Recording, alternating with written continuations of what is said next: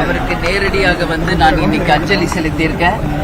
நேத்து டிவியில அவர் இந்த மாதிரி படுகொலை செய்யப்பட்டார் அப்படின்ற செய்தியை பார்த்த போது ரொம்ப பெரிய ஒரு ஷாக்கா இருந்தது. உடனே நம்ம வந்து தேமுதிக சார்பாக கண்டன அறிக்கை நேத்து நைட்டே நம்ம போட்டோம்.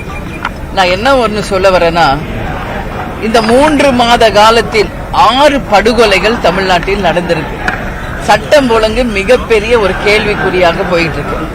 இன்னைக்கு அவர் ஆம்ஸ்ட்ராங் அப்படிங்கிறவர் வந்து சாதாரண ஒரு நபர் கிடையாது. ஒரு தேசிய கட்சியினுடைய மாநில தலைவருக்கு இந்த நிலை என்றால், சாமானிய ஒரு மனிதனினுடைய உயிருக்கு இங்க என்ன உத்திரவாதம் இருக்கிறது என்ற கேள்விதான் இன்னைக்கு தமிழ்நாடு முழுக்க அனைவராலும் அச்சப்படக்கூடிய ஒரு விஷயமா இருக்கு. இப்ப பார்த்தா குறிப்பாக அவங்க வந்து ஆம்ஸ்ட்ராங் வந்து எத்தனையோ பேருக்கு படிப்புக்கு உதவி செய்திருக்கார், எத்தனையோ வழக்கறிஞர்களை உருவாக்கி இருக்கார். அது மட்டும் இல்லாம தலித் இன மக்களுக்காகவும் தாழ்த்தப்பட்டவர்களுக்காகவும் பட்டியலின மக்களுக்காகவும் அவர் வந்து தொடர்ந்து குரல் கொடுத்திருக்காங்க. அவங்களுடைய முன்னேற்றத்துக்காக பாடுபட்டிருக்கார். இன்னைக்கு அத்தனை பேரும் இன்னைக்கு கொந்தளிச்சு போயிருக்காங்க. இன்னைக்கு 47 வயசு தான் ஆகுது, அவருக்கு ஒன்னும் வயசாகல. அப்போ இந்த அளவு ஒரு படுகொலை செய்கிறாங்க, அதுவும் ஒரு மெயின் சிட்டி, அதுவும் இல்லாம முதலமைச்சர் தொகுதியான கொளத்தூர் தொகுதியிலேயே இது மாதிரி மக்கள் அதிகமாக இருக்கின்ற ஏரியாலேயே இந்த மாதிரி படுகொலை நடக்கிறது என்றால் தமிழக அரசு என்ன செய்து கொண்டிருக்கிறது என்பதை மக்கள் கேள்வியாக இந்த நேரத்தில் நான் எழுப்புகிறேன். இது சாதாரண விஷயம் இல்ல. இப்பதான் கள்ளக்குறிச்சியில 70 உயிரை இழந்து இருக்கோம். எல்லாருமே தலித் மக்கள் தான். அது மட்டும் இல்ல, திருநெல்வேலியில ஜெயக்குமார் காங்கிரஸ் கட்சியை சேர்ந்தவர் இறந்தார். இன்னைக்கு வரைக்கும் அவரை யார் கொலை செய்தாங்கன்னு கூட இன்னைக்கு வரைக்கும் தெரியல. ஒரு 5 நாளைக்கு முன்னாடி அனைத்து இந்திய அண்ணா திராவிட முன்னேற்ற கழகத்தினுடைய ஒரு முக்கியமான கட்சி பிரமுகர் சண்முகம் என்பவர் படுகொலை செய்யப்பட்டிருக்கார்.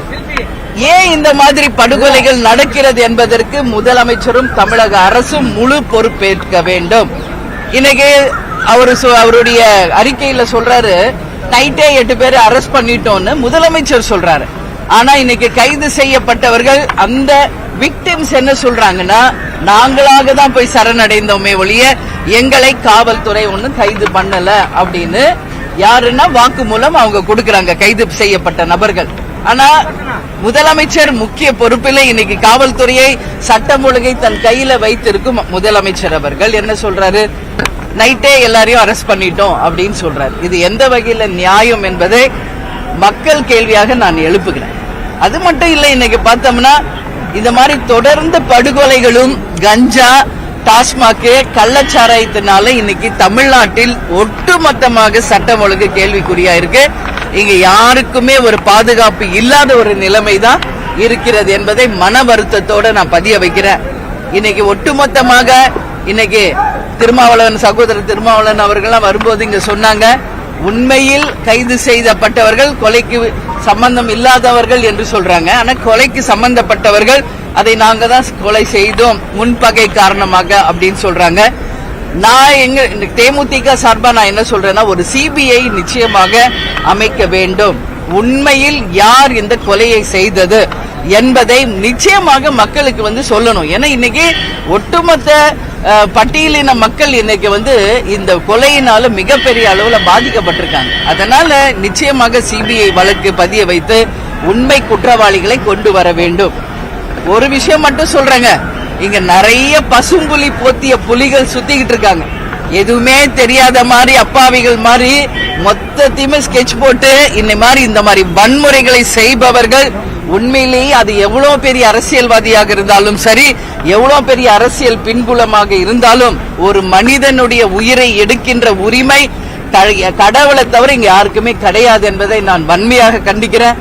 அதனால யாராக இருந்தாலும் இந்த பின்புலத்தில் யாரு வந்து இந்த செயலை செய்திருந்தாலும் உறுதியாக சிபிஐ வழக்கு பதிய செய்து ஒரு நியாயம் நிச்சயம் கிடைக்க செய்யணும்னு சொல்லி இந்த நேரத்தில் நான் கேட்டுக்கிறேன். அவரை இழந்து வாடும் பிஎஸ்பி கட்சியை சேர்ந்த அனைத்து நிர்வாகிகள் தொண்டர்களுக்கும் அவர்களுடைய நண்பர்களுக்கும் குடும்பத்தாருக்கும் என்னுடைய ஆழ்ந்த இரங்கலை இந்த நேரத்தில் நான் தெரிவிச்சுக்கிறேன். இப்ப நான் கிட்ட போய் ரொம்ப க்ளோஸா அவரை பார்த்துட்டு தான் வந்தேன். உண்மையிலேயே எனக்கு ரொம்ப மனசு வருத்தமா இருக்கு. மாலை போட்டு இங்க இந்த இடம்ல பயங்கரமா வெட்டுப்பட்டிருக்கு. உடம்பு ஃபுல்லா காயங்கள் தான் இருக்கு. அந்த ஏரியாவே பிளட் கரைகள் இருக்கு. பார்க்கவே ரொம்ப மனசுக்கு சங்கடமா இருக்கு. வெட்டுறவங்க மட்டும் என்ன 1000 வருஷமா வாழ போறாங்க? எல்லாருமே நம்ம மனிதர்கள் தானே. ஏன் இந்த சிந்தனை இங்க இல்லை என்றுதான் எனக்கு ரொம்ப மனசு கஷ்டமா இருக்கு. இது மாதிரி இனி ஒரு சாவு தமிழ்நாட்டில் நடக்காத வண்ணம் முதலமைச்சர் அவர்கள் தான் இரும்பு கரம் கொண்டு சட்டம் ஒழுங்கை சரி செய்ய வேண்டும் என்று கேட்டுக்கொள்கிறேன். அவங்களுடைய கட்சி அலுவலகத்துல அடக்கம் பண்ணணும்னு சொல்லி தொடர்ந்து போராட்டம் நடத்திருக்காங்க. அதனாலதான் இவ்வளவு தாமதம். ஆமா, அதான் சொன்னாங்க. அவங்க கட்சி அலுவலகத்திலே அடக்கம் செய்யணும்னு கேட்டிருக்கோன்னு. உண்மையிலேயே நிச்சயமாக அரசு வந்து அதுக்கு பரிந்துரை செய்து இவ்வளவு பேருடைய மனசுக்கு நிச்சயமாக, ஏன்னா படுகொலை செய்யப்பட்டிருக்காங்க. இது நேச்சுரல் டெத் கிடையாது. ஒரு படுகொலை செய்யப்பட்டிருக்கிறப்போ அவங்களுடைய ஆதங்கத்தை புரிந்து கொண்டு அரசு அவர்களுக்கு நிச்சயமாக உறுதுணையாக இருந்து அவங்க கோரிக்கையை நிறைவேற்றணும்னு நான் கேட்டுக்கிறேன். அது வந்து அரசாங்கமும் சட்டமும் தான் சொல்லணும். அதனால அவங்களுடைய மனக்குறையை வந்து சொல்றாங்க. ஆனா என்னுடைய கோரிக்கை என்னன்னா, அவர்களுடைய கோரிக்கையை ஏற்று அவங்களுடைய நிச்சயமாக அவங்க கேட்டதற்கு கட்சிக்கும் அந்த அரசு வந்து செவி சாய்க்கணும்னு நான் கேட்டுக்கிறேன். சரிங்களா? நன்றி நன்றி.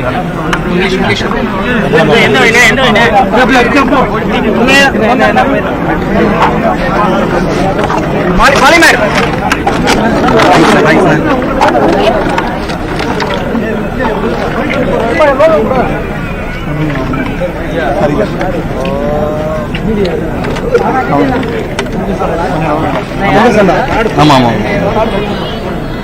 அனுமதிலாம் கொடுக்கல. யாரும் அனுமதி போடுறாங்க. நாங்க அப்பவே அதை செக் பண்ணிட்டோமே.